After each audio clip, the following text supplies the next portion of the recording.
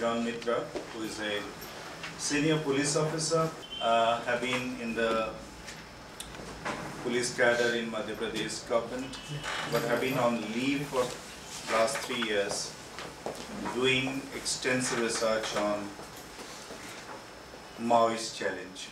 I heartily welcome John Mitra and invite him to speak. Thank you, Nalini. I'll start with, since you're a member of media, you want to become members of media, mass communication you are in. I'll start with this IMRB Times of India survey that came. This survey was done by Times of India. They tried to say that they wanted to go to the once Maoist dominated areas in Telangana region and try to find out how people are feeling, because this area was once dominated by the Maoist and now that area has been flushed free from the Maoist by the Andhra Pradesh police, and the survey said the Naxalites were good for the area, 58%. You can see it. It kind of gives a gloomy picture of what has happened. Like, looks like people were happy when the happier when the Maoists are there than when Maoists are not there. These are the towns.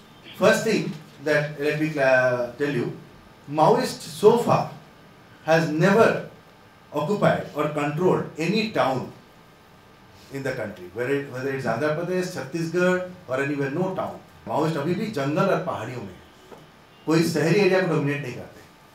आपको you have to do a research, you want to know people के response क्या है. आज Maoist चले गया तो how are you feeling? You go to a wrong place, these towns, because ये उनके कंट्रोल में कभी था ही नहीं. So how do you ask them? They said the class contradiction arises out of private ownership. So elimination of private ownership will automatically eliminate the class structure of a society, and that way you will avoid class contradiction. Dictatorship of working class with CPI Maoist as the vanguard. The CPI Maoist, they are CPI Maoist, they will not say this thing, dictatorship of working class under the leadership of CPI Marxist or Communist Party of India or Forward Bloc, they will not say. And prioritization of human rights. That human rights charter has got two parts. So, if you, not two parts, but as you see it, you can see two portions. One is the political rights, one is the socio-economic right.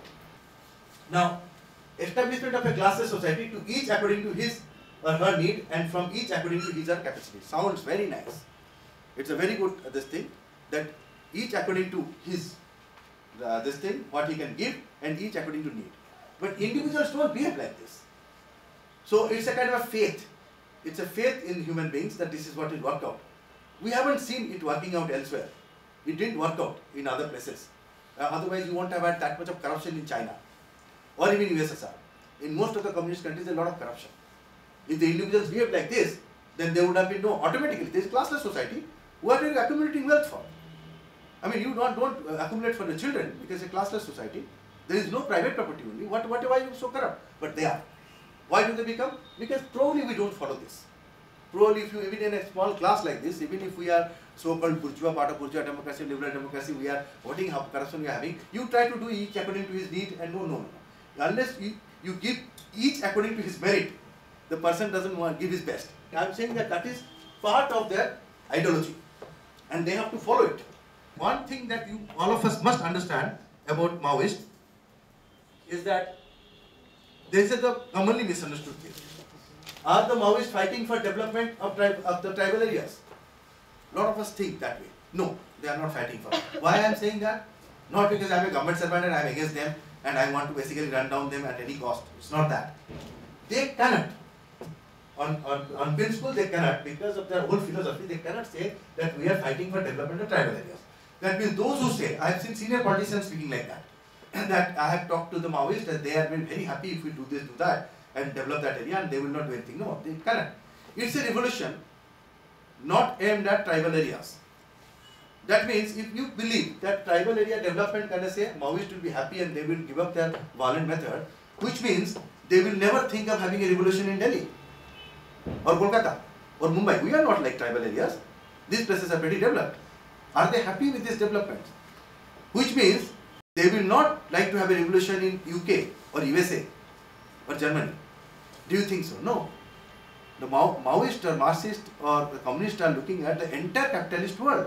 सबसे पहले तो मैं धन्यवाद देना चाहूँगा जागरण institute का कि इतने अच्छे वक्ता से आज मैं मुखातिब करवाया, और साथ साथ सर का धन्यवाद देना चाहूँगा इतने खूबसूरत से प्रेजेंटेशन के लिए, और उस पे ऐसा हमें ज्ञान मिला है जो आज तक किसी वक्ता ने हमें नहीं दिया है। काफ़ी यहाँ पर वर्कशॉप चल चुके हैं इस मार्क्सिज्म को लेकर, हमने भी केस मेथड स्टडी में इसको अध्ययन किया है, लेकिन जो प्रोस्पेक्टिव आज पता चला कि माओइस्ट और नक्सलवाद जो है वो एक तरह से केवल डेवलपमेंट के लिए नहीं है, ये बहुत बड़ा तथ्य था जो खास तौर पर मुझे आज पता चला।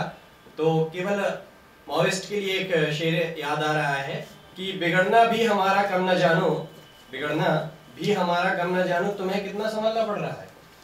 सरकार से वो कहते हैं भाई बिगड़ना भी हमारा कम न जानो, तुम्हें कितना संभलना पड़ रहा है। माओइस्ट तो मैं धन्यवाद देना चाहूँगा सबको, आभार प्रकट करना चाहूँगा मित्रा सर का।